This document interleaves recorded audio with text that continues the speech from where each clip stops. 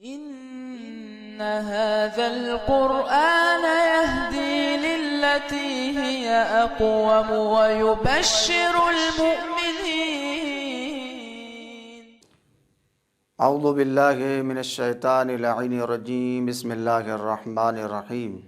الحمد للہ رب العالمین. الصلاة والسلام علی اشرف الانبیاء والمرسلین بالقاسم محمد المصطفى. ثم الصلاة والسلام علی اہل بیتہ الطیبین الطاہرین المعصومین المظلومین ولعنۃ اللہ علی اعدائہم اجمعین من الآن الی قیام یوم الدین. اما بعد فقد قال تبارک و تعالی فی کتاب العلی. بسم اللہ الرحمن الرحیم. وقال ربکم ادعونی استجب لکم ان الذین یستکبرون عن عبادتی سیدخلون جہنم داخرین. صدق اللہ العلی العظیم. السلام علیکم ورحمۃ اللہ وبرکاتہ. ناظرین محترم، سامعین کرام، جیسا کہ پہلی نشست میں ہم دعائے افتتاح کے معارف کو بیان کر چکے، اور آج کی نشست میں ہم مزید یہ چاہتے ہیں کہ کچھ دعا کی اہمیت کے اوپر گفتگو ہو جانی چاہیے. دعا ایک عظیم عبادت ہے، جیسے کل میں نے بیان کیا کہ رسول کائنات صلی اللہ علیہ وآلہ وسلم کی حدیث مبارکہ ہے جس میں آپ صلی اللہ علیہ وآلہ وسلم دعا کی اہمیت کو اس طریقے سے بیان فرماتے ہیں: الدعاء مخ العبادہ. یہاں پر میں ضروری سمجھتا ہوں کہ اس کلمے مخ کی معنی کروں اور اس کے ساتھ اس حدیث کا جو ترجمہ ہے وہ آپ سامعین اور ناظرین کے پیش خدمت کروں. الدعاء مخ العبادہ. مخ کہتے ہیں مغز کو، دماغ کو، یا وہ ہڈی جو انسان کے جسم میں مین کردار ادا کرتی ہے. اسی عنوان سے رسول کائنات اس دعا کے موضوع کو فرماتے ہیں الدعاء مخ العبادہ، یعنی عبادتوں کی اگر جان ہے تو وہ دعا ہے. الدعاء مخ العبادہ، یعنی عبادت کا جو مغز ہے، لب لباب ہے، وہ دعا ہے.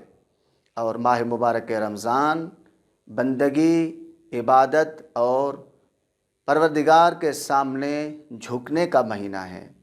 اگر ہم دعاؤں کے سلسلے میں گفتگو کرنا چاہیں تو واقعاً ائمہ اطہار نے علیہم السلام نے ہمیں یہ راستہ بتایا ہے، ہمیں یہ طریقہ اور سلیقہ سکھایا ہے کہ ہم بارگاہ خدا میں کس طرح سے آئیں. اور مزید اگر ہم دعا کی اہمیت کے لیے اگر قرآن مجید کو دیکھیں تو ایک مقام پر خداوند متعال یہ ارشاد فرماتے ہوئے نظر آتے ہیں: ما یأبأ بکم ربی لولا دعاؤکم.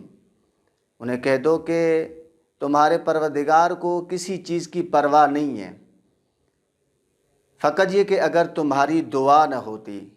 اس آیے مجیدہ سے ہم یہ خوبی اندازہ لگا سکتے ہیں، اور یہاں پر ایک سوال بھی پیش آتا ہے کہ انسان کس طرح سے اپنے پروردگار کا مورد مرکز توجہ قرار پائے، یعنی خدا اپنے بندے کے اوپر توجہ کرے، یا ایک بندہ یہ چاہے کہ خدا میری طرف توجہ کرے، تو اس انسان کو، اس بندے خدا کو کیا کرنا چاہیے. اس آیے میں یہ واضح پیغام ہے. اگر کوئی انسان چاہتا ہے کہ اس کا پروردگار، اس کا رب، اس کا خالق، اس کا مالک اس کے اوپر توجہ کرے تو واحد راستہ دعا ہے.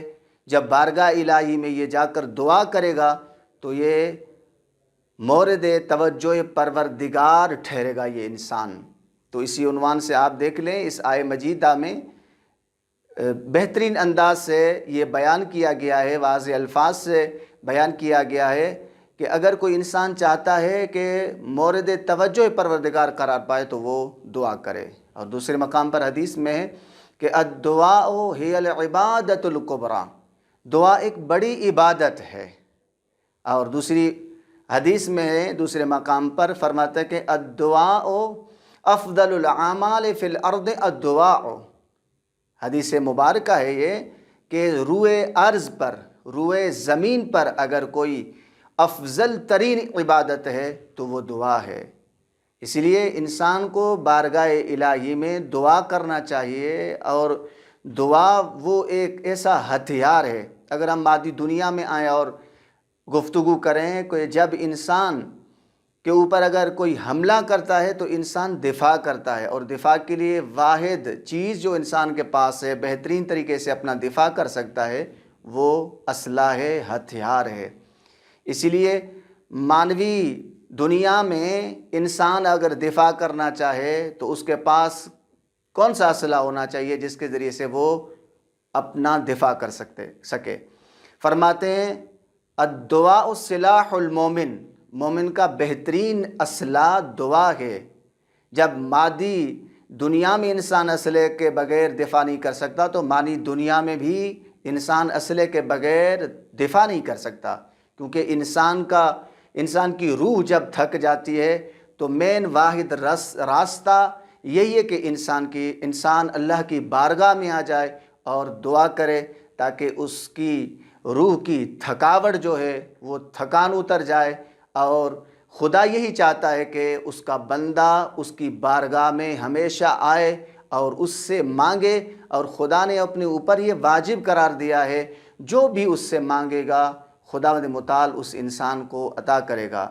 اسی حوالے سے اگر دیکھا جائے تو واقعاً ماہ مبارک رمضان ایک عظیم فرصت ہے، ایک بہت عظیم نعمت الہی ہے کہ اس مہینے میں انسان دعاؤں سے آشنائی رکھے اور دعاؤں کی تلاوت کرے۔ اور دعاؤں کی تلاوت کرنے کا یہ مطلب نہیں کہ فقط الفاظ کو زبان پر لائے، نہیں، الفاظ عکاسی کرتے ہیں اس قلبی رابطے کی، جو قلبی رابطہ اپنے ایک عبد کا اپنے مالک سے ہونا چاہیے۔ امیر کائنات کے بہت ہی عمدہ اور عالیشان کلمات مناجات میں بارگاہ الہی میں کس طریقے سے انسان جائے؟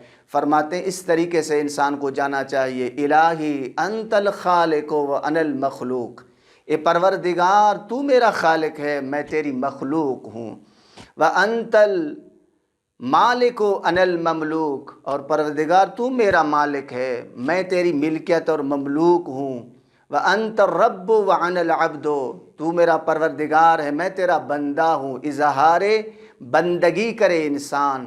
اور آگے مزید مولا کائنات فرماتے ہیں انت القوی وانا الضعیف، اے پروردگار میں ضعیف اور کمزور ہوں۔ اور خداوند متعال قرآن میں واضح الفاظ میں ارشاد فرماتا ہے ان الانسان خلق ضعیفا۔ آیہ مجیدہ کا ترجمہ یہ ہے کہ خداوند متعال فرماتا ہے کہ ہم نے انسان کو ضعیف خلق کیا ہے۔